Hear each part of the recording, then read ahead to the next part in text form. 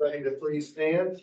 At this time, would you join in the pledge of allegiance? I pledge Allegiance to the flag of the United States of America and to the republic for which it stands, one nation, under God, indivisible, with liberty and justice for all. I'd like to ask you to please remain standing. We'll have a moment of silence for those serving overseas for our country. Those here at home, our first responders, our employees here at City Hall, our staff, administration. Most importantly, our residents in the city of Hazelton, and any of us that have lost a loved one, our friend here recently, let's please remember them.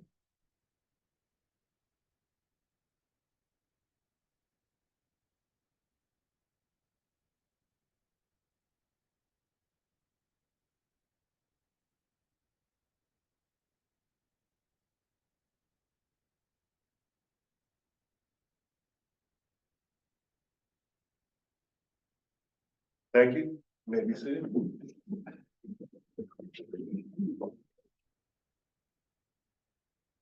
This time we'll have roll call. Mr. Hoops, Here. Mr. Armstrong, Here. Mr. Marquez, Here. Ms. Wadlow. Here. Mayor Robinson, Here. Ms. Matlack, Here. Mr. Taylor. Here. Mr. Smith, Here. Ms. Hatton. Here. Quorum is present. Next, we have amendment or adoption of the agenda as printed under item 2. Is there any discussion? Move to adopt, Taylor. Second. There's a motion and a second to adopt the agenda as printed. Any further discussion? Hearing none, all those in favor, please say aye. Aye. Those opposed? The ayes have it. Next, we have amendment or adoption of the consent agenda. Move to adopt, Hoops. Second, Taylor. It would be appropriate to have, to remove the closed session, litigation or consultation with attorney. So we would want to amend the agenda to have that removed first. Is there a motion and a second to, remove that from the? I'll make a motion to remove that. Second. There's been a motion and a second. This is an amendment. All those in favor, please say aye. Aye. Those opposed? The ayes have it. Next, we would just adopt the agenda as amended. Is there any discussion? Make motion. Move to adopt, Hoops. There's a motion and a second. Motion and a second. Any further discussion? Hearing none, this is a roll call vote. Mr. Hoops, Yes. Mr. Armstrong. Yes. Mr. Marquez. Yes. Ms. Wadlow. Yes. Mayor Robinson, Yes. Ms. Matlack. Yes. Mr. Taylor. Yes. Mr. Smith, Yes. Ms. Hatton. Yes. Motion carries. Thank you. Next, we have citizens' comments and discussion, which will be heard and shall be limited to a total of 15 minutes, which may be increased at the discretion of the chair or by a motion approved by a majority of council members present at the meeting. Is there anybody from the audience who would like to come up and speak at this point in time?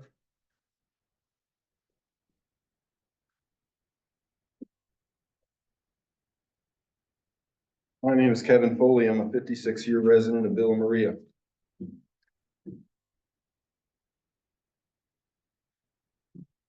I told my best friend last night that I wasn't going to present this speech to you tonight. We were talking about what's going on in our neighborhood and what I am doing. The fact that I'm making more enemies than friends. I want to apologize for my behavior and convey to you that I am working on a better way. I was up at 3 a.m. this morning struggling with these issues I've created in my relationship, issues with my actions, all the issues within the city. I ask myself, what have you accomplished? I am going to step back from this podium for a while to find solutions for a better way to get across what I am seeing happen within this city. This is my last speech for a while. When I was up late at night, I asked this of myself and I ask this council a question tonight. What have you accomplished for this community while you have been a member of this council? I want to admit this about myself. come off loud and rough. I am working on this, trying to figure out a better way to present, a better presentable way to present things to you, what I see going on in this city. I hope that you see my passion for this community that we live in. I hope that we can work together to find solutions for issues that exist within our community. I believe in the truth and the values, rules, and guidelines outlined in our city charter. My hope is that we find solutions to fix the many outstanding issues that still exist since I started this 2 years ago. Examples are the deplorable condition of the sports complex that still exists. A highly important issue, the firehouse. Figuring out a use for all of these long-term vacant properties that could be creating revenue. And what I believe to be the biggest issue in this city, the lack of code enforcement. Please don't tell me these issues take time. I know better from personal experience. The many infraction notices I have from Hazelwood State, you have 5 days or 10 days to resolve these infractions. I have been at this 2 years. The people of the city pay an employee or employees to enforce codes of the charter, and this is not happening and is evident by the condition of our city. From the most simple code in our city, cutting the grass, to the trash that's dispersed from commercial entities in our communities, i.e. Dollar General, Republic Services, and many, many more. So many more. Time for action, time for solutions, no more excuses. As an example tonight, when you leave City Hall, Ward 2, 100 yards from here, right around the corner from us, at least 5 derelict vehicles, unlicensed. A box truck was parked and has been parking in the grass, creating ruts, and it shouldn't be parked here in a residential community, period. Is what's going on in this community what this council represents for Hazelwood? My question is, why isn't this council asking questions about these issues or seeing what I'm seeing that is so evident and taking action? I have been in communication with Mr. Leeser, and I wanted to thank him and Officer Parrish for what they have already started. I've been in communication with Mr. Leeser and discussed with him in a quest for solutions. Every week, I'm going to send in code violations that exist within your wards. I will email these with pictures and the code that is outlined in the charter to the city manager, Mr. Parrish overseeing code enforcement, and the council member of that ward that these violations exist. I am in no way trying to harass the city. I'm taking action and trying to find a solution to problems that have existed for far too long. In the near future, an issue is going to come before this council about travel trailers and RVs and the parking of. I asked this council for an opportunity to present to you the code that exists within the charter and pictures of these travel trailers and RVs parked throughout our community, and some thoughts from the community and mine about this. I have discussed my intentions with Mr. Leeser. He will have control preview over the pictures I would like to present. I look forward to hearing from the council about this presentation. I'm going to talk to you guys about Republic Service. Some people feel I threw Hazelwood under the bus. That was not my intention at all. I have been for months taking pictures all the way back to June and forwarding them to my council member. And I do believe she's been forwarding them to Mr. Leeser and someone at Republic Services. As far as I'm concerned, and I state this, the city of Hazelwood does not contract with Republic Service to distribute trash into the community. Last Wednesday's meeting, the 19th, the day after when I left here, 9:30 a.m., I took pictures of a truck. We discussed things at this meeting that night about Republic Services. The next day, I took pictures of trash piled on top of the trucks. What the issue is with this truck is it has a dumpster. It's not normally like the ones that do recycle, that pick the container up, dump it straight into the top of the truck. This truck that they brought into our community has a dumpster on the front of it. It has a thing that picks up the containers, dumps it into the dumpster, and then the dumpster dumps into the top of the truck. What has been happening is the trash is coming out of that container, that dumpster, and falling on the top of the truck. That's what I have been documenting. I have filed a complaint with Officer Parrish, and I would hope that this gets followed up on. This vehicle and the way it does business and it should not be in our community nor any community. I'm done with this. I've fixed it. I have pictures and videos back to June. If anybody wants to see them, say so right now. I will email them to Julie and she can pass them out. Anybody want to see pictures of what I took of Republic Service? Nobody. I already have pictures. Thank you. I would like to convey something to this council. I think that I understand all of this more than some of you realize. I think I understand it more than some of you, and I'm not trying to be insulting. Years of lack of action from this council have brought this city to the condition it sits. The 8 of you that represent the people of your wards have the power to make motions, the power to make decisions that affect our community, present and future. You convey this to a mayor, he to the city manager. The city manager oversees all employees of the city, not the council. I understand closed session meetings, everything. Also, what I want to convey to you, the 8 of you, I no longer believe in or trust Matt Robinson. I believe he is a liability to the city and its constituents for the lack of leadership past and present, and it shows throughout the city. For his disregard for the charter, its rules and guidelines, which has created division in this council.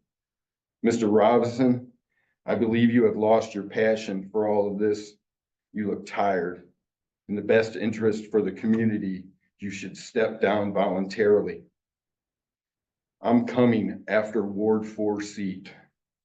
I want this council to know that I realize that maybe this council doesn't see or believe what I do. A good friend of mine said to me, it isn't always about what Kevin Foley wants. 2 years I've been at this, countless hours chasing information from other municipalities, hours of reading through the charter, its articles, its rules, hours of code, hours of writing up speeches, hours of presenting information I've collected to the council, hours attending meetings, hours and hours out in the community picking up trash, hours out in the community helping others. 2 years I've been at this and I ask myself, what has been accomplished? What have I accomplished? What have I gotten out of this? I haven't received any pay like this council. Am I nuts? The only thing you've accomplished is the parks in your community get cut on a regular basis now. And Republic Service doesn't distribute trash in the community for me to pick up anymore. And now I'm playing code enforcement officer. I fail to see any selfishness in my pursuit of the truth about what has happened within this council, about what has happened and is still happening in this community and the condition of our city.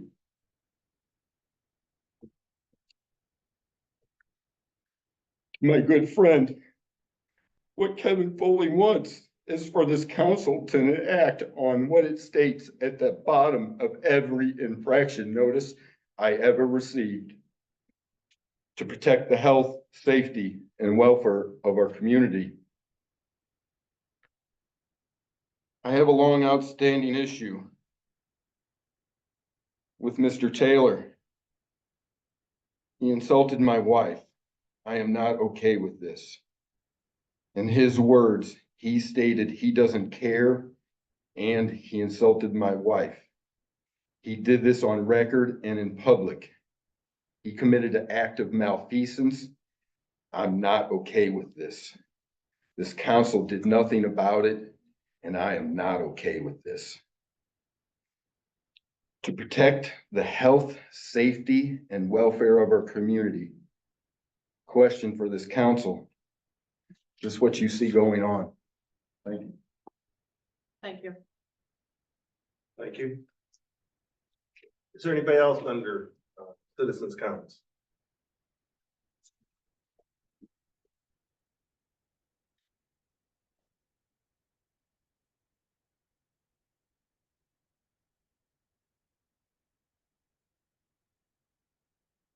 Claire Fates, 8 Boundview Drive.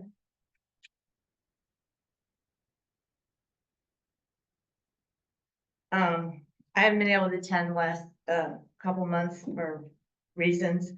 But I do want to thank the council. If anything good ever came out of COVID, it was the fact that our meetings are broadcast, so the citizens who can't attend can at least listen and find out what's going on.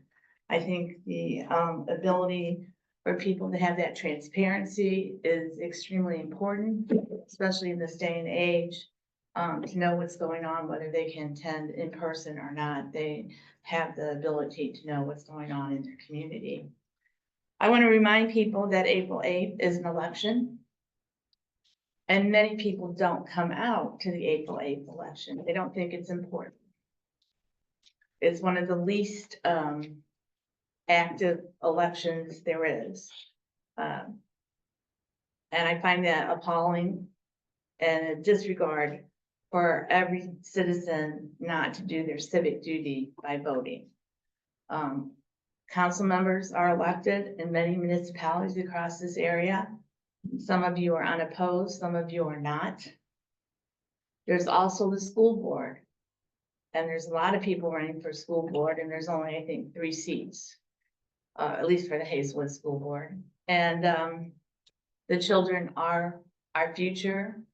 We need to make sure we elect good people to that school board to make sure that our children get the best education they can. There's other school boards, Ferguson Florescen's having issues. I think Hazelwood covers a little bit of that. So it's very important for our citizens to know what's going on and to get involved and do this. Personally, I've never wanted to be a politician because I wouldn't be very good at it because I'm not very diplomatic. But I appreciate all of you that do run for office. It's a thankless job because everybody hates something that you do. Seems like nobody's ever really completely happy. And I know most of you get paid very little money to be doing it. So it's my belief that you're doing it for all the right reasons. And I hope, I just want to say that because I've been in thankless jobs where nobody seems to appreciate what you do. And sometimes it's just nice to hear that somebody appreciates what you do. I just want our community to become more involved in what's going on politically. There's a lot of dissension within our country, things not going the way people think they should. And the only way they have to express their point of view is at the voting booth. And people need to do more of that, not sit back and think somebody else is going to take care of it, or the right person will get elected or whatever. We can't do that anymore. People need to be involved in what's going on, not only in their community, but across the state and the United States. I am somewhat concerned about some bills that are currently in the House, Jefferson City in the House of Representatives, and a Senate bill that concern firefighters' protection bill of rights. Not a lot of people know about it, but it would give firefighters more rights than any other group of people there are in our state. It's being pushed through the firefighters union, I believe. And that would be Senate Bill 143 House Bill 155, House Bill 213, and House Bill 1190. If you are appalled that firefighters could have more rights than policemen or anybody else in this state, you need to get on and find out what this is all about, because it's not right. It's just not right. And I just want to bring that to the attention of the council, because I think, you know, people in Jeff City, you need to say something in case you're not aware of it. Because eventually it could affect you guys here at this council, since you've got the Hazelwood Fire Department. Again, I just want to say, people need to know what's going on in their community, beyond their community, take an active voice and do something, because that's the only way we're going to make changes in this country. Thank you. Thank you, Claire.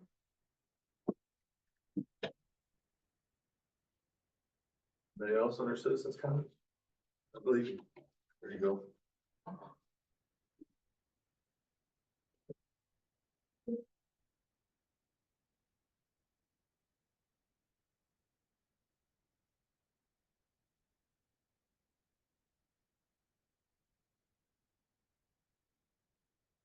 Hello, my name is Jessica Platt. I live at 512 Fox Trail.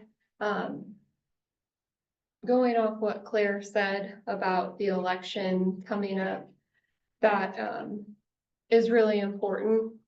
As someone with a disability,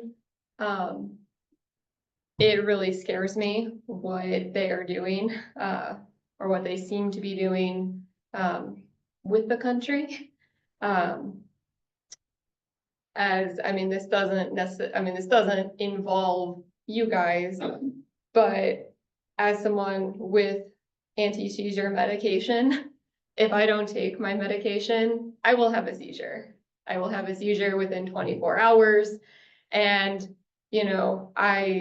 I'm fine the day after, but it's really hard trying to talk to people who don't understand why I am so passionate about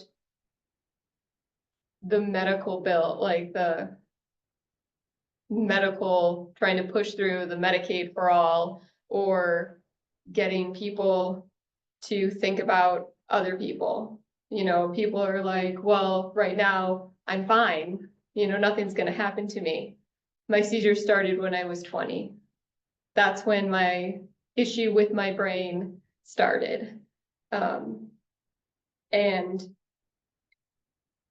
it's really hard conveying that, because I don't think I present as someone who has seizures, who had 3 brain surgeries, had a shunt put in her head. When you look at me, I don't think you think that. And, I'm very lucky in that way that I don't present as someone who has that serious of a health issue. But at the same time, it shouldn't matter. I really do think that everyone in this country deserves healthcare. I don't care what they've done or haven't done. I really do feel that Medicare for all should go through. And bouncing off what Claire said, it's really important that you kind of start speaking out, because a lot of people in this country don't want to speak out. They're like, that's just something you keep at your house. That's just something you don't say, because you don't want to upset anyone. You don't want to tell them you're wrong or I disagree. That immediately causes tension, especially in this state. We're very neighborly. Neighbors don't do that. They don't tell their neighbor they're wrong or they disagree. I haven't been coming to these meetings very long. I think maybe a year and a half at most. But I've learned a lot. I like these meetings. They give me a perspective. They're opening my eyes to the way that our government works in a way that the schools don't teach you.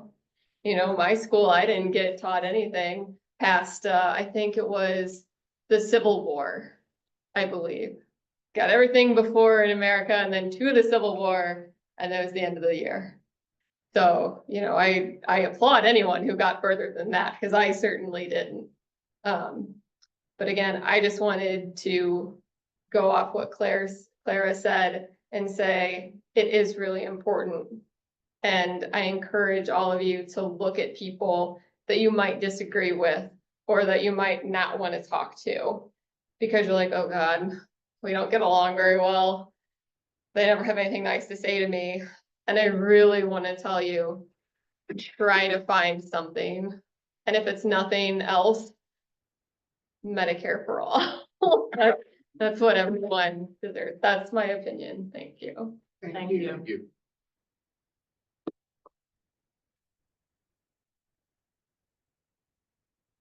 Is there anybody else from the audience who'd like to speak under citizens' comments? Anybody else like to speak? Hearing none, I'll go ahead and close that portion of the meeting. We'll move on to public hearings, item 8A. We have MHC 163 LLC, a petition for special land use permit for expansion of storage facility. Yeah, correct it. Nikki? No, you'll be the presenter. No, just the prisoner, Norm. Oh, sorry, there was somebody else. Good evening, Mayor and Council. I am here tonight for a special land use permit expansion, to a self-storage facility at 7220 North Limber. Extra Space Storage is the owner and operator of, the self-storage facility at 7220. They are adding interior square footage to their self-storage facility. The expansion is located entirely inside the existing square foot building, which is a little more than 80,000 square feet. They have almost 60,000 square feet of the building currently utilized for self-storage units and office spaces. So they are proposing to utilize about 20,000 square feet of unused space on the first level and add extra self-storage units to them. They will be constructed per industry standards.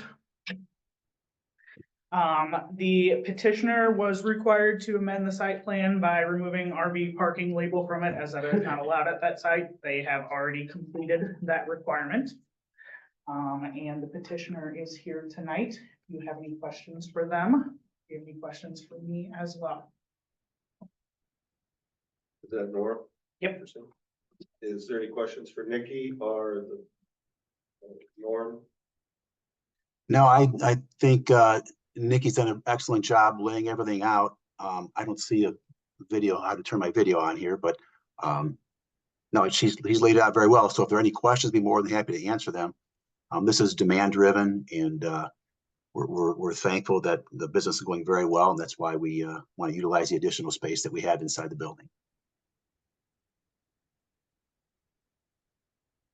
Ms. Pablo, do you have a question? I wasn't on the page to get the address. I just Gotcha. wanted the address again. Thank you. Sure. Is there any other questions from council? I don't have any. State? I don't have any questions. I'm Pretty just thinking straightforward. within the same building. Yep, Um, not expanding the building footprint at Yeah, all. that's- Yep, utilizing more space in there. Yeah. Just requires an expansion of their slab. Mhm. If there's no further questions from the council, this is a public hearing, and we ask if anybody has any interest in this project or comments to be said, please come up now under this subject. If there's anybody from the audience who'd like to come up and speak, please step forward. Anybody from the audience on this project? Hearing none, I ask Nikki to step forward if there's any further comments. If not, we'll go ahead and ask for reading of the planning and zoning. Mr. Strutman made a motion, seconded by Mr. Rodell, to approve the petition for a special land use permit expansion for a self-storage facility mini warehouse at 7220 North Limber Boulevard, Ward 2, with the following condition that the site plan is amended by removing the RV parking. The motion passed unanimously. Is there any further discussion or questions from council members? I have one real fast. Nikki, is this the one that's down from the Firehouse One on that side, or? This is the one off of Taylor Road behind the hotel and next to the Worldwide Food Market. It's the end tall building there. Used to be Okay. Grand Slam Storage. Oh, Okay. Yeah, Cargo Bay. Yep, same Okay. facility. Jack in the Box. Yep, across the street from there. Used to be Kmart. Yes, it did. Is there any other questions for council members? Any other questions? We've had our reading. Is there a motion to approve and put on for I'll make a motion to put on for first reading. I'll second it. the motion and a second? If there's no further discussion, all those in favor, please say aye. Aye. Those opposed? The ayes have it. Thank you. Thank you, Nikki. Cool. Nikki's here for our next public. Thank hearing. you. Senate, we have item number 8B, Deputy and B LLC petition for special land use plat to divide one lot into 3. All right, second case tonight is a petition for subdivision. The lot in question is at the corner of Howdershell and Dunn Road that contains, Ehrlich's Kitchens and Bath, I'm adjusting the camera. Phillips 66, and Tony's Donuts. The address is 5995 Howdershell Road. It is a 3.61 acre lot. The owner would like to subdivide the lots into 3 lots of 1.52 acres, 1.35 acres, and 0.74 acres. The purpose of that is to provide each of the lots with their own land uses. They don't have any proposed future development or anything for it. This is purely for administrative purposes. They also have a cross access easement between all the lots to provide access to the public rights of way and all of that. The plan commission required that they depict all paved areas on their site plan and all buildings and appurtenances on their site plan. They've already satisfied those requirements and submitted the final site plan. The petitioner is also, the owner is also available tonight on Zoom as well. Second one, Mr. Desai. Do you guys have any questions for me? Where is the split? I'm looking up on the map. So they'll be split into 3 lots, so it'll be split in between each of the buildings. You Okay. should, yeah. And then each of So them will have Tony's and the access gas to get up. station. Yes, they will each have their own lots and their own address moving forward, Okay. which has already Instead of, been worked with county, the Being addressing. one. Yes. okay, correct. I see. Mhm. Any other questions for Nikki? Is the presenter ready, or do they have something more to say, add? Yeah, Mr. Desai, if you have anything to add, you are welcome to speak. No, I'm good. Thank you. Sorry. Any Any further questions? questions from council members? This is a public hearing. Again, we need to ask if the audience or anybody from the community has any questions or concerns on this project.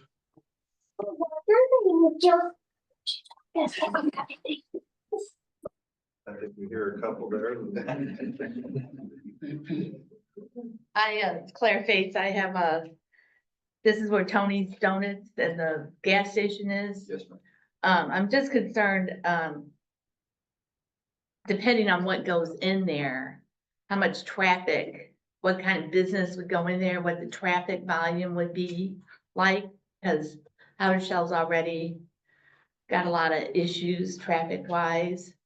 And if certain businesses go in there, would that have to be approved by the council before it's done? Or would they just go in there? Because I'm just a little concerned about how, depending on the type of business, how much traffic it would be and what that would do to that area. That's all. It sounds like they're dividing it amongst the 3 businesses that are currently there. Yeah, there are no future plans for any different types of businesses or anything like that. This is just for administrative purposes. Should a different business go in, traffic, curb cuts, all of that is reviewed as part of our typical site plan study, before we issue any business licenses, commercial occupancy permit, anything like that. So that's reviewed for every business.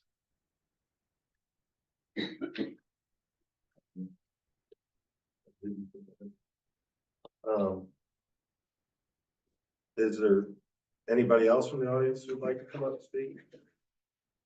Any other questions? Hearing none, I'll go ahead and call the public hearing be closed, and I believe we have a reading from the planning and zoning. Mr. Struckman made a motion, seconded by Mr. Rodell, to approve the petition for subdivision at 5995, 6025, and 6045 Powder Shell Road, Ward 2, with the following conditions: that all paved areas, including entrances, exits, and sidewalks, are depicted, and all buildings and appurtenances such as signs, accessory structures are also depicted. The motion passed unanimously. I'll make a motion to put on for first reading. Oops. There's been a motion and a second. Is there any further discussion from council members? Hearing none. All those in favor for putting this on for first reading, please say aye. Aye. Those opposed? The ayes have it. Thank you, Nikki. Thank you.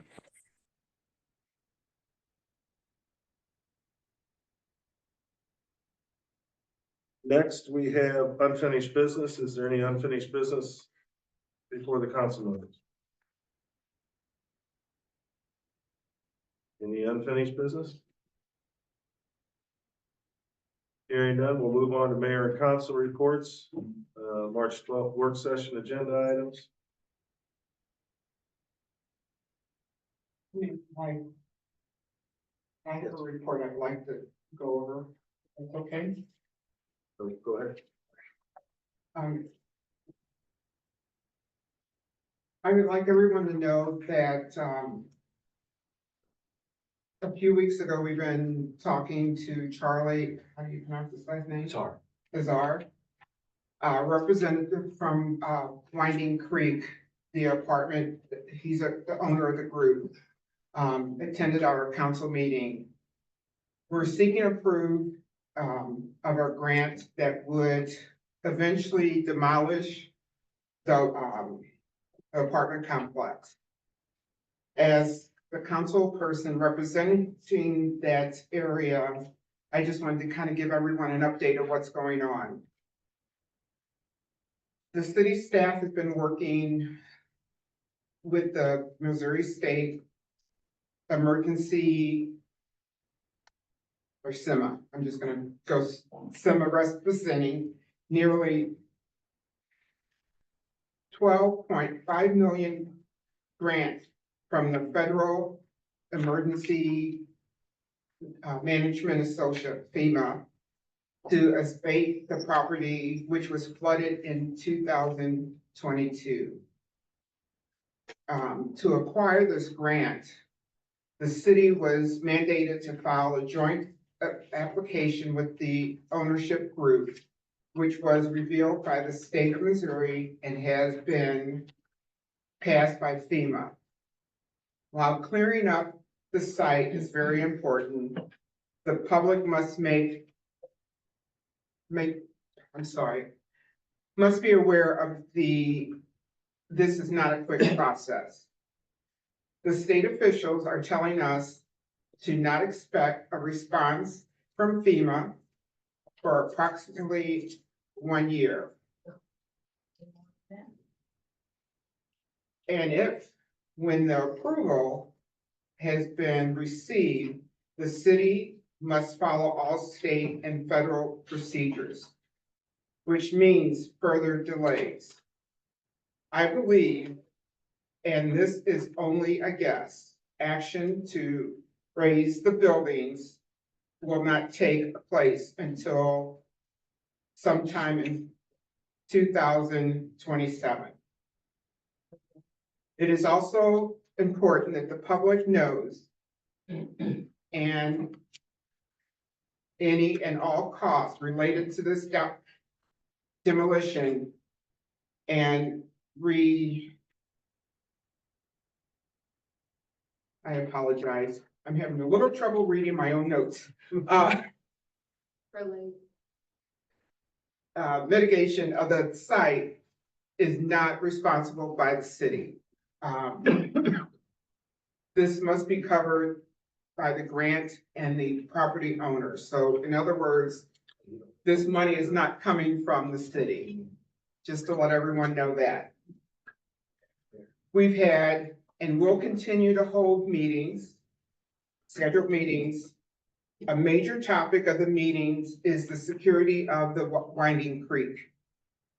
Like many vacant properties in the St. Louis regions, vandalism has been one of the entering of the properties.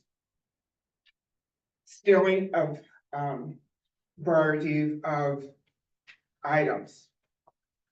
The owner of Winding Creek has secured the site, but this is a constant problem. Hazelwood Police constantly monitors the site and has arrested a number of individuals. Unfortunately, this is not a solvable to keep people out of the property. Eventually, all buildings will be demolished and the city will take ownership of the abatement property. Until that time, please know we are continuous to work with the owner, state and federal government to address this property. I just want to give thanks to Nikki, Lieutenant Parrish, Captain Egan, and David here. We are constantly on Zoom meetings almost every 2 weeks, going over and over to make sure the property is kept up, which is an ongoing issue. And from time to time, I will let everyone know where we stand. And with FEMA and everything that's going on, it's not an easy project. Right, Nikki?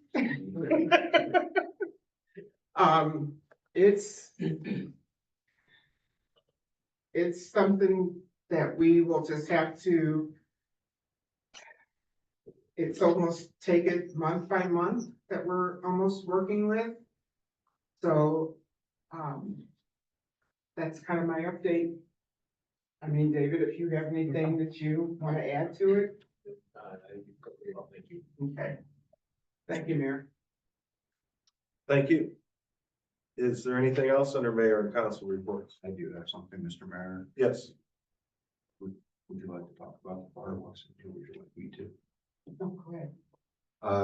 What I'd like to do is make sure that the members of our community they're aware of program that the fire department has with their lock boxes. It'll be a secure lock box outside your residence that has keys so they don't have to forcibly enter your residence when they respond.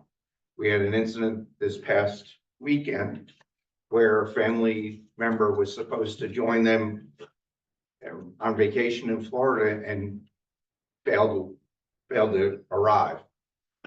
They contacted the fire department and the police department. They did a wellness check. The resident was unconscious inside the building and they had to enter the facility. If we have those key lock boxes outside your residence that only the fire department has access to, correct, Chief? That is correct. They'll be able to unlock your front door without having to forcibly enter your residence and would be able to render aid that much faster. So please keep that in mind. If this is something that you think would benefit your family or family members, please don't hesitate to reach out to the chief, any any of your elected members up here with your information, and we will make sure that one of those are brought out to you. Yes, and to go on to that, it does save time because the incident that he's talking about was kind of catty corner from my home to where it took him a while to get into the gentleman's home because he didn't have a lockbox, and the person that was doing the check, you know, they were out of town. So it took a while for the fire department to get into the house, so it would be the best thing to have one. I have one on my door. The fire department had to get into my house because I passed out in my house one day and I had trouble getting up and I had to call for them to get in. And if it wasn't for me having the key lock on my door, they would have had to break in. We need to get this out to the public, that we need to get the locks on the door because it saves everybody from having to worry about having your door replaced or having someone there, because with him not having anyone at the house, the police and code enforcement had to come and secure his house just for the house to be locked up.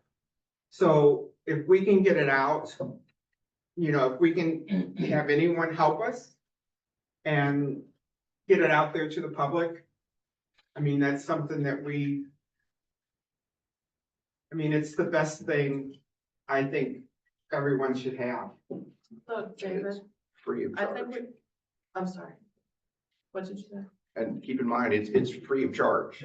The fire department will do this and you're not gonna receive a bill. It's a win-win all around. I think we put that, Jen had brought that up last year, I wanna say, I think we put it in the mail distribution, the newsletter. Maybe you can add it again for springtime. Actually working on the next newsletter, so I'll make sure we insert that also. Yeah.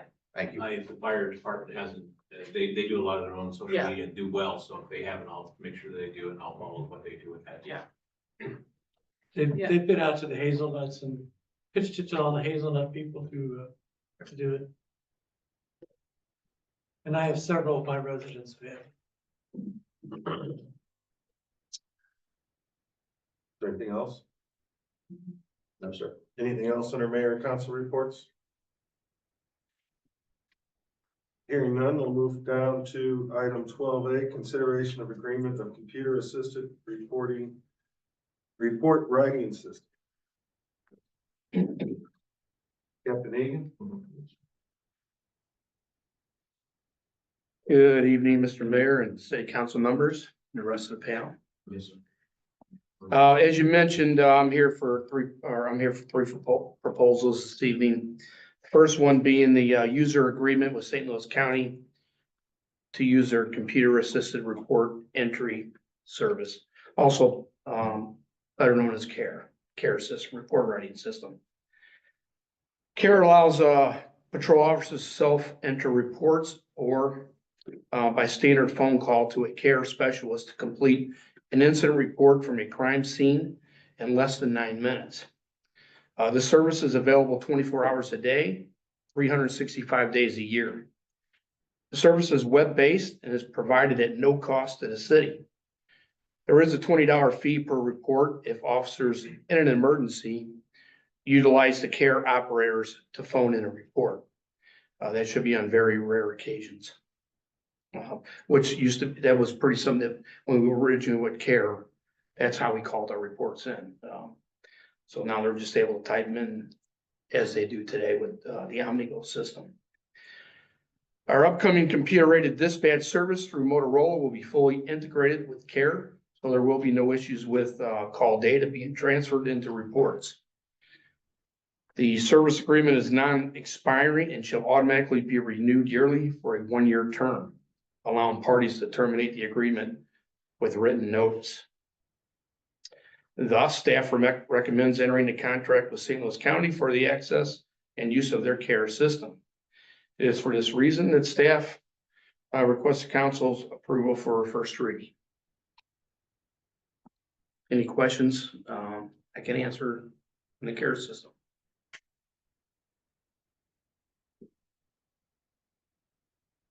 Is there any questions for council members?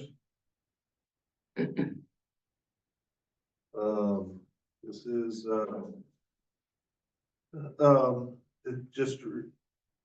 it's just gonna take a motion to approve the report.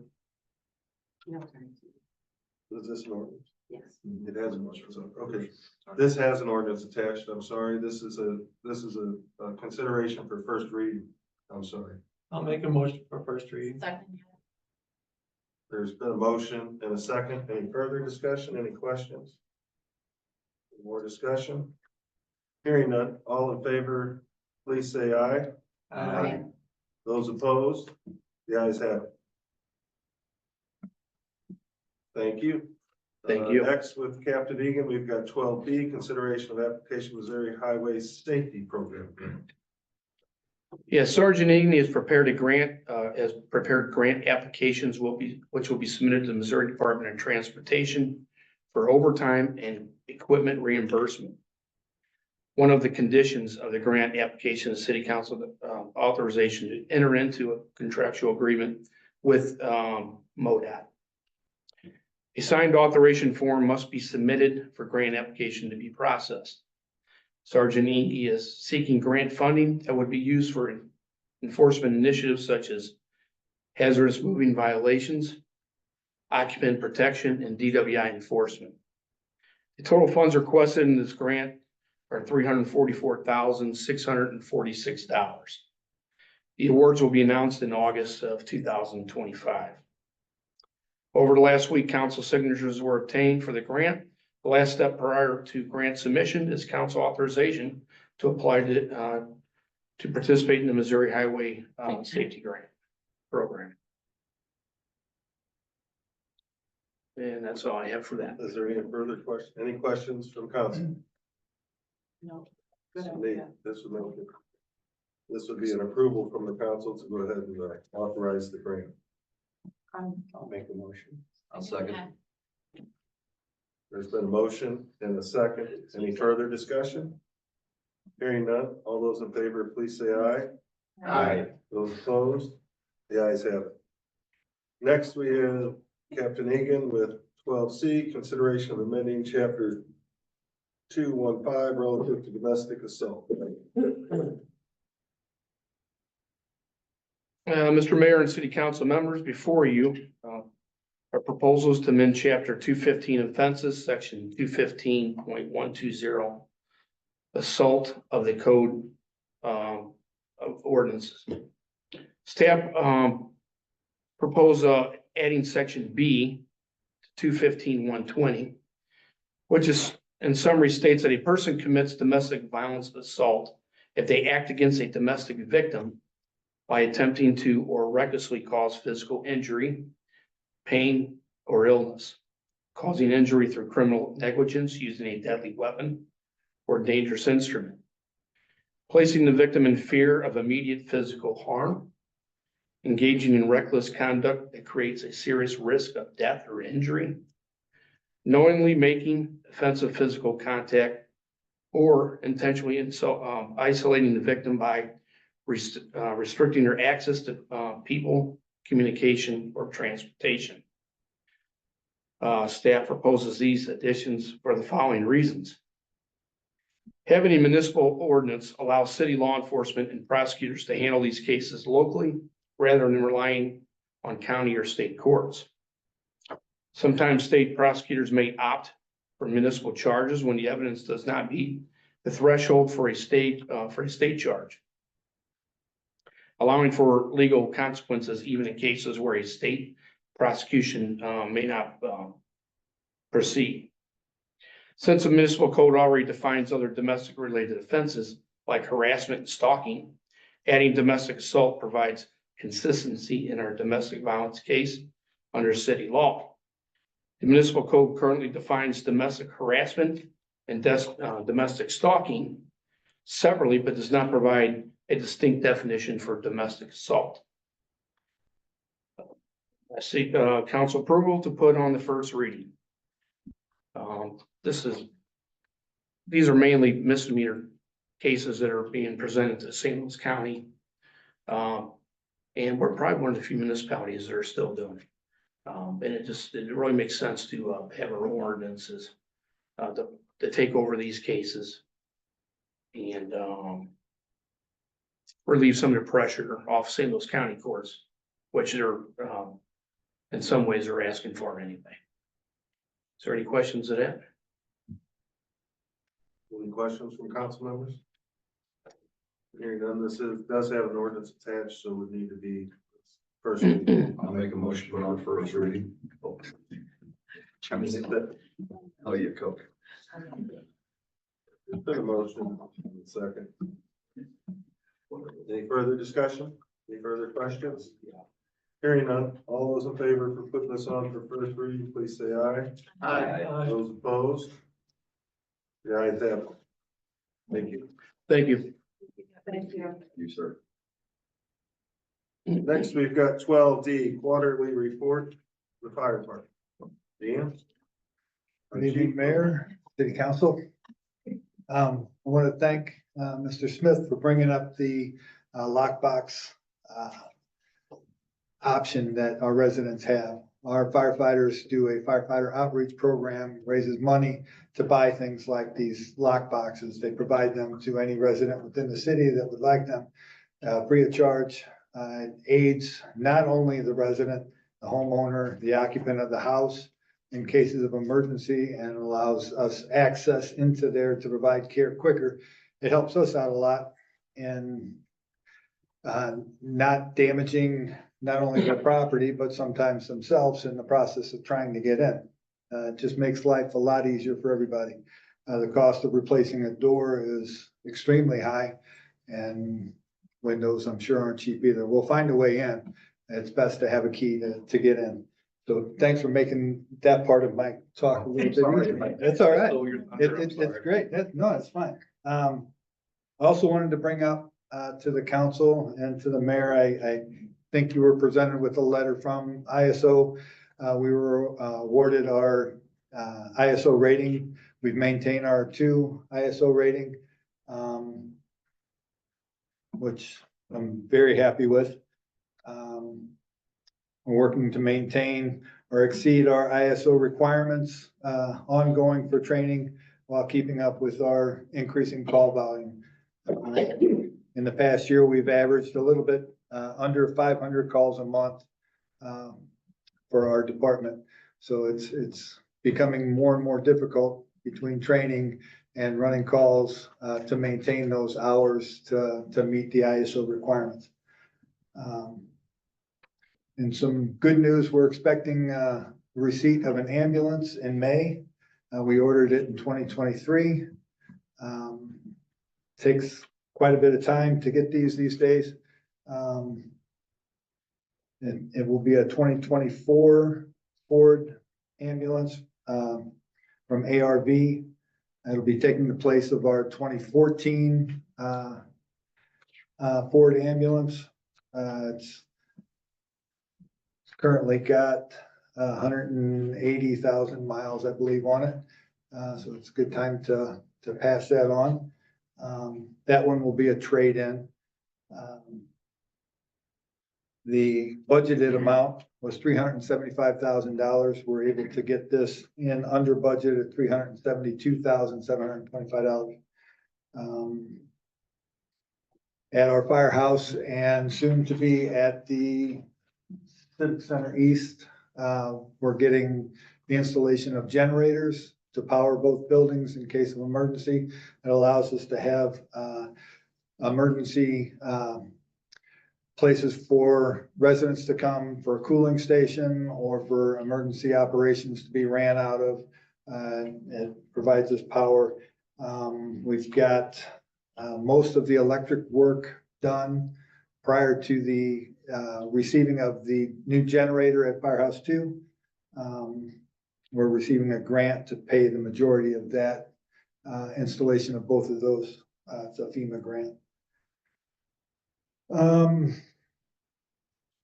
We currently have 3 new fire inspectors to work within the fire department to assist our deputy fire marshal with his inspections, which will allow our deputy fire marshal to spend more time developing pre-plans and allowing for greater training within the community for fire safety and fire prevention. They'll also be able to work more with code enforcement and the building department to provide better service to businesses working within the city. We have 3 state of Missouri certified fire investigators now, which will greatly improve our capabilities to determine the possible cause and origin, and hopefully decrease the amount of involvement we require from the county or state for fire investigations going forward. We've recently partnered with FEMA to be a training site for the upcoming World Cup games in Kansas City. We're going to work with FEMA to provide training for large-scale events and the hazards that they bring just by their presence. St. Louis City will be the host of a few soccer teams during this event, so they'll be in town. It increases risks for large-scale events to take place in such a high recognized event. We've recently been able to receive a FEMA grant in the amount of $15,000. This grant has provided fire department with approximately 250 NOAA weather alert radios that we can give out to the public for free, no charge. The big thing with these radios, they're not just your normal radios. They are the normal radios, but they have additional features on there for the hearing impaired. It has a strobe light that's attached to it so that when there is a warning notification for your area, the strobe light will go off. It also has a feature that will shake your pillow and wake you up in the middle of the night. Again, we're able to start distributing those to residents within the city and hopefully provide some good advance notice to people who need it. We also have received an ARPA grant that's going to allow us to purchase $99,529 worth of rescue equipment and training equipment at the city's cost of $9,952. This equipment includes 5 Motorola radios, which is a huge cost to the city. Each radio is a cost of $8,000. So that's $40,000 worth of radio equipment that we don't have to take out of our budget. It also includes 3 rescue Rams, tools that we haven't had on our trucks for several years. Another pretty significant cost. Got some door spreaders that will allow us to open up doors that don't have a key available to let us get in. We've got a lot of rescue anti-resuscitator trainers so that we can provide better CPR training for the public as well as city employees.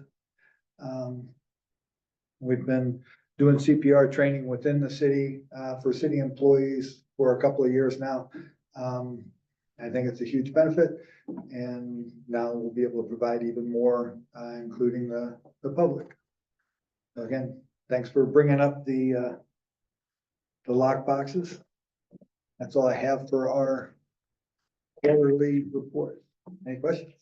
I have a question. I don't mean to put you on the spot, but we've talked a lot about some of how your staff has sort of outgrown some of their facilities, and I just want to ask, how have they sort of pivoted and adjusted? If you could remind us a little bit of some of the challenges you guys are facing. So some of the problems that we're running into and moving out of our 1960s firehouse at House 1 on Lindbergh, we are looking into hiring and again, we'll have more of this coming up with our budget. We're going to hire, I believe, a representative that will help us through this whole process. There's going to be a acquisition of funds And then property,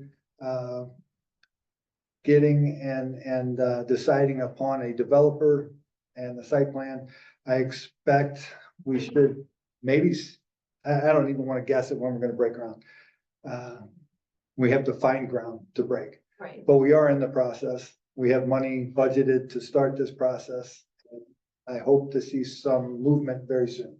Great. So again, we're in budget talks right now, so we'll finalize those and offer those suggestions or requests out to you guys in the near future.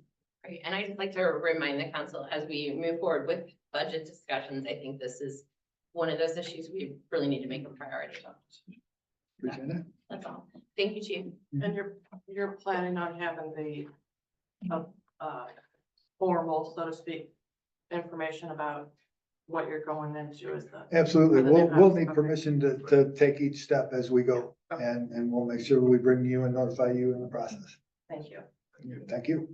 Thank you. And you said we'll be receiving a new ambulance next month. Yes, Are you gonna have a push-in ceremony like we did with? we may do that. It, again, that's not something we historically did. I like doing it with the fire truck that we received last time. It's So easier to do an ambulance. Yeah. what's that? I said it's easier to Oh, do much an easier. ambulance. That big Yeah, Truck. leg truck, yeah. And, my questions for Mr. Leisure is, but with the fire department, can we get an update on Bar 270 and the Villa Rosa apartment fire? What's going on with getting them either demolished or repaired? Thanks. Yeah, and we just got an update on the apartments, today, that Lieutenant Parrish and I don't have it in front of me. I don't know if you have it with Yeah. you, Councilmember Waddle, if you wouldn't mind sharing that, if I may ask her to do that. But I will get you an FR 270 update too. Thank you. Mr. Lieutenant Parrish responded.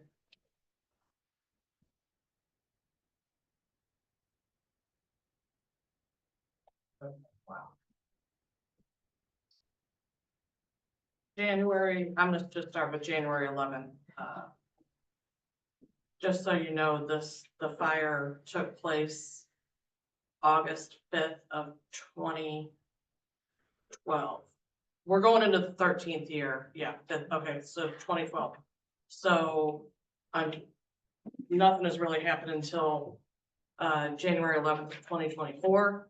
The owner applied for renovation permit. Since the issuance of the permit, property has failed 6 framing inspections. They were able to pass their framing inspection on January 13th, 2025.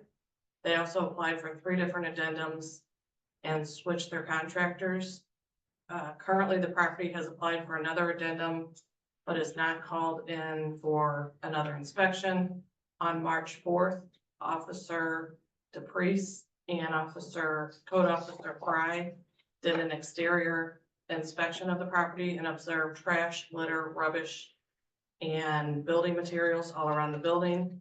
They also observed ruts in the grass. Code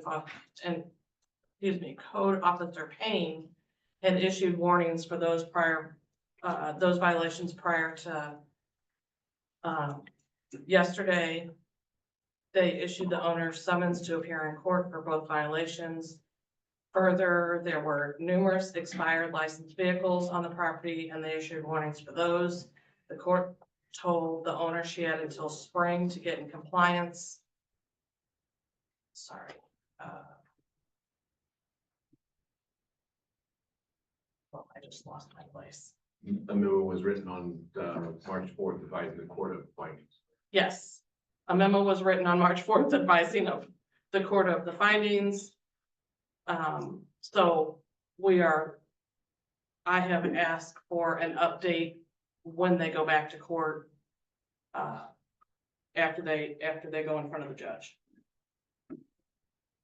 So Thank you very much. to answer your question, it's an ongoing thing in that complex. In the back of the ones that are being used, I also asked a question about that.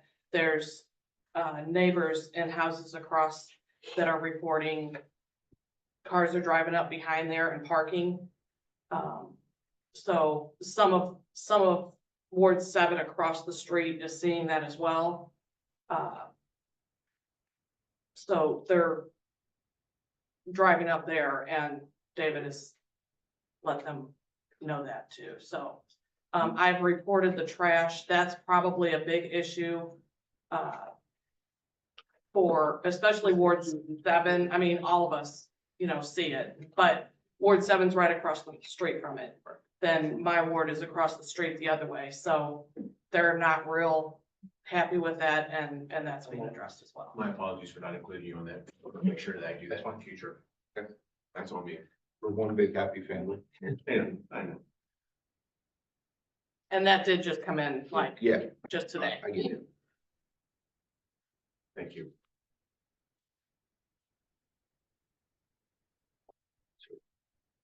Thanks, Gary. Dan's Yeah, report. I still have another request. Oh. Yeah. I So just I'm thought you finished wanted with to stay up there. I'm not too sure what you have, but go ahead. All right. So our last ambulance that we're receiving, we ordered in 23. I need to replace one by 2028. To do that, I need to order it now. The 5-year CIP, we had budgeted for an ambulance in 2027. If we order this one now, we guarantee the price to stay where it is. And again, we budgeted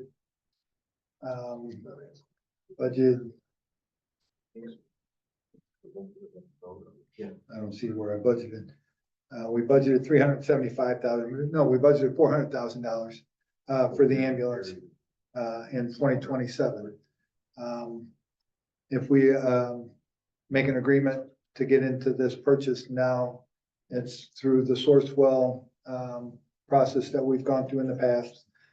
We can secure the purchase of an ambulance at $373,957, so it'll be under budget. They guarantee no price increases in between now and delivery. So my ask is to recommend the purchasing of this new ambulance through ARV to be paid for in the 2028 budget, the $373,957. And can I ask for the ambulance that you're getting now, I believe is the one that we paid for. We haven't paid for it yet. It'll be paid for this year. Did we pay for the fire truck? Is that? Oh, okay. Fire truck. Okay, we paid for the fire truck. Okay, because again, as we did for the fire truck, would probably like to see what the funding is to pay for that again, to keep the, finance charges, at a minimum. Right. Nothing. We can either pay the whole thing, we could pay early and make smaller payments. I'm sure there's payment arrangements that we can make, but historically, we've paid for an ambulance in one payment. That Yeah, isn't something okay. that we make payments on. We do that. Right, yeah. Okay, Correct me if I'm wrong, I think the fire truck bid was supposed to be a long-term lease, and we just Right. paid one time Okay. cash payment. so And that's not the norm. okay. It's great that we were able to do it. I wasn't sure of the way that you pay for ambulances, so thank you for that. I No wanted to problem. put that out there. Any other questions for Dan? Any other questions for Dan? No, thank you. Okay, thank you. Thank you, Chief. I need a motion from the council to approve the purchase. A motion to approve. I heard a motion, I heard a second. Because of me. Okay, this would be just the purchase of an ambulance. There is no ordinance attached, so this will just be an approval to concur with staff. I'm making a motion to approve. Yep. Second. And there's been a motion and a second. Any other discussion? Hearing none, all those in favor, please say aye. Those opposed? The ayes have it. Anything else under city manager? No, sir, that's all, thank you. Next, we have item 13, city attorney's report. No report. City clerk's report. No report. Hearing none, we'll move on to new business. We've got 16A, discussion of council code of conduct and council policies. I believe we got an email back in December for us to review. I know I talked about it at a meeting back in December that we put it on a future agenda for discussion. Here we are. I don't see us rushing through this. I think this is going to take 1 to 2, at least 3 meetings probably. I think there's some good stuff that we've already received. I think there's other stuff that I think we need to discuss tonight, and also let Julie know of things that you may want to see in there.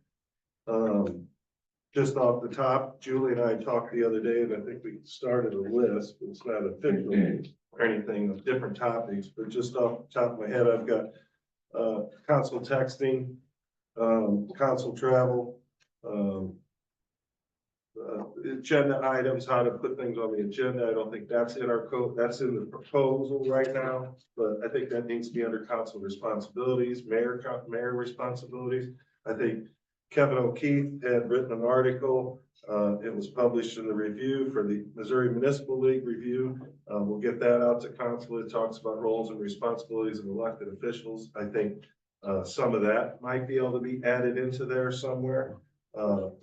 This was a request from a couple new council members not a few months ago, basically a year ago, over, I guess what we called it at the time, a playbook for new council members that would let you understand a little bit easier by reading through this, what your responsibilities are, and what the better explain and interpretation of the charter.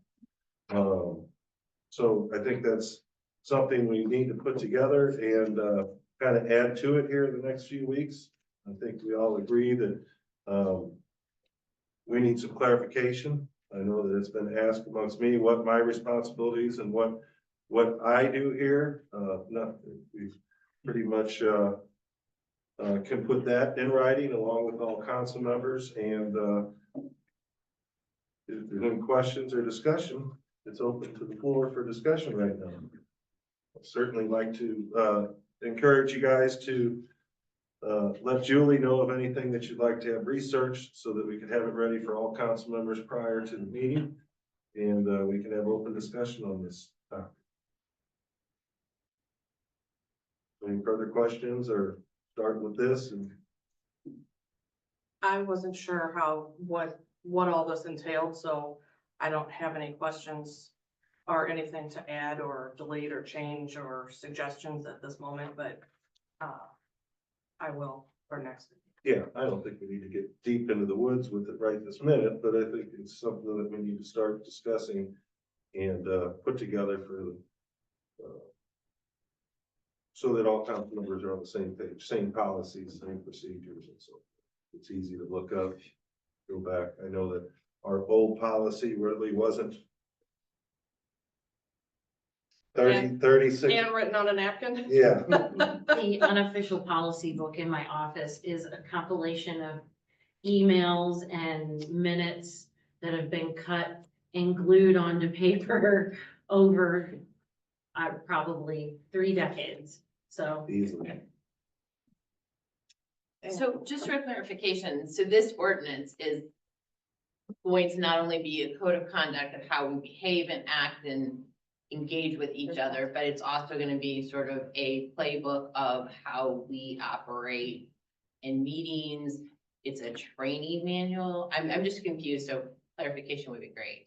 It could be more than one. It doesn't have to be one policy approved by ordinance. Okay. It could be more than one, it could be separated. I'm not too sure. I'm not the expert, but we need to get our topics together and figure out where they fit in, whether they fit together or not, and then we can always present it as needed, you know, whether it be the playbook, whether it be guidelines, whether it be procedures, whatever. So when we're looking for what we're gonna come back and talk about, we're talking about all of it, and it might Yeah. separate, but when you just need to throw it all in. Yeah, there. right Okay. now, you know, we'll let the experts at policy making come up with, you know, hey, this is Julie? Article 2 of Article 3, where. I would find it most valuable for the newer council members to give me input on the onboarding process and, what they would like that to look like. I can't speak for the city manager role, but I need to know from that point of view, what you guys need out of that, because I give you what I have, and I don't think that it's all the tools that are necessary at the time, so, and then, as Mayor was stating, I'll get some other stuff together on some of the topics that we just briefly talked about, and we'll just pass this out to the council, and it'll be up to you guys, but it'll be a starting point. Right. And I will go through that booklet again and try to pull out things that are really important. I think, as he stated, that travel policy, is one of the big ones, with expense reports and that kind of stuff, so. Yeah, And then texting, is that like group texting for the council or, yeah, and like, yeah, I send Do out a and what yearly not to do. reminder, but I think that, I think a policy would be good now. no, it's like, That's something like, David doesn't know what we went through in the last 2 years of not so much creating that policy, but putting it out there. He's not privy to that information, so there's been a lot of thank yous and discussion going on in text, only Yeah. from staff alone. He doesn't know that are from the staff alone, basically. But that's the way the policy is there. Anybody can read it and know exactly what we're trying to do. You know, we're not trying to create a discussion or approve anything on text messages or emails or anything. Maybe we ought to put text email policy, because email policy is just as important. We have many times where a topic's thrown out there, and council members want to approve this or not approve this, or ask questions and have debate and discussion by email. It hasn't happened recently, but it has happened in the past, to where we need to understand that's something we need to add to the agenda. That discussion, debate, approval needs to happen here at the diocese, not behind the scenes by email. So that's another important one along with text, and that we only use text to approve things like, hey, what time are we meeting to meet at the parade at the Valley of Flowers or something like that. That's not approval 10 a.m. Saturday morning. Great. That's something a little different. That's Julie putting out that, not me or another council member. So she has to keep track of this stuff. It's all public record. And sometimes when we communicate with a thank you, she has to keep track with that thank you. But I think we all know that staff does a good job, and we thank them all the time, so. So any ideas, please throw out there by email, and a group email to council, or just talk to Julie in general, and she'll get that printed up and get it on the discussion path. Mr. Mayor, I think I responded in December's email with some recommendations that I'd like to see in there. So that email could also be included in the discussion. It can, we'll talk about that. I thought that was a attorney-client information between you and Kevin at one point. I'm not too sure, but we'll make that happen some way, however, and we'll have that discussion at the time. Any other questions? If not, we'll move on to the agenda. Introduction and first reading of bills.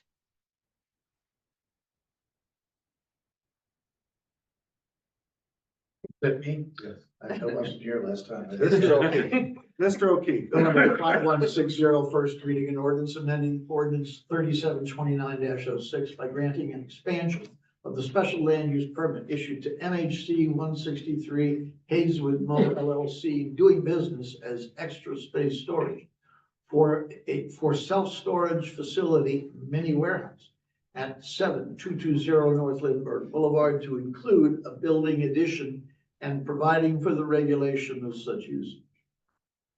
Bill number 5161, first reading, an ordinance approving the subdivision of 5995-6025 and 6045 Howder Road from one lot into 3 lots. Bill number 5162, first reading, an ordinance authorizing a service agreement with St. Louis County for a computer-assisted report writing system. Bill number 5163, first reading, an ordinance amending section 215.120 of the municipal code to clarify that the offense assault shall include the offense of domestic assault and setting forth the elements of domestic assault. Includes first reading of bills. Thank you. It doesn't look like there's any second reading of bills to be read at this point in time. We'll move on to miscellaneous business and announcements. We have a regular city council meeting on March 19th at 6:30 p.m. And I will have to say, there's nothing added to that agenda on March 12th. I just realized the dates that generally would be coming up. That's something we need to remove if we're not going to have anything. Is that correct, Julie? Correct, and I will be at my conference, so I need to know. Did the council hear that? Yes, I motion we remove it. So you're We making, didn't hear it over here. I was, how did I put that? The council work session, the March 12th agenda items, we didn't, it wasn't canceled. So as of right now, it's just sitting out there as a meeting, but there's no items on it. So it would be appropriate to cancel. Bob made a motion. I didn't realize the dates until I was just reading the regular council meeting, March 19th. I thought, March 12th, we need to take care of whether or not we're having a meeting before we get home and somebody says, hey, is there something on the agenda that we're meeting about? So Bob made a motion. Huh? I'll second that motion. Bob made a motion to cancel the March 12th meeting and Oops made it second. Any further discussion? Hearing none. All those in favor, please say aye. Aye. Those opposed, the ayes have it. Okay, so the March 12th council, as far as miscellaneous business and announcements, the March 12th work session agenda has been canceled. And we still have a regular city council meeting on March 19th at 6:30. Any further discussion? Is there a motion to adjourn? Make a motion to adjourn. A motion and a second. All those in favor, please say aye. Aye. Don't forget to move your. The ayes have it. The ayes have it. Sorry, adjust your clocks this weekend. Oh, yeah, adjust your clocks this weekend. Old watch, or stuff for next week's. Just let me hit it. Oh, great.